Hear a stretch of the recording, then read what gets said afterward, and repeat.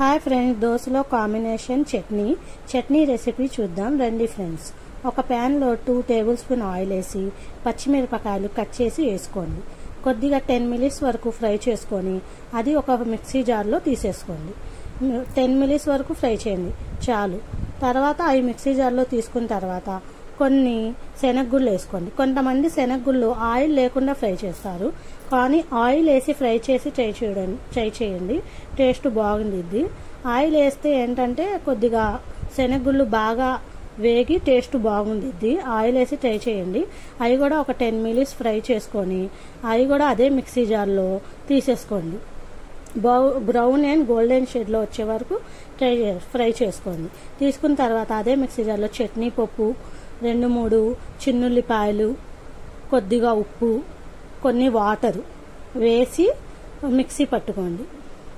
ఒక 2-3 సార్లు మిక్సీ పట్టుకొని తర్వాత ఒక బౌల్లో సర్వ్ చేసుకొని మీకు గట్టిగా అనిపిస్తే వాటర్ కలుపుకొని మీకు కావాల్సినంత మోతాజులో వాడుకోవచ్చు. తర్వాత అదే ప్యాన్లో కొద్దిగా ఆయిల్ వేసి తాలింపు గింజలు, 2-3 ఎండుమిరపకాయలు, కొద్దిగా కరివేపాకు వేసి తాలింపు పట్టుకోండి.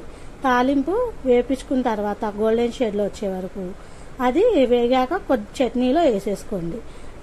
చట్నీలో వేసుకొని ఒక్కసారి దోశలో ట్రై చేయండి ఫ్రెండ్స్, బాగుండిద్ది.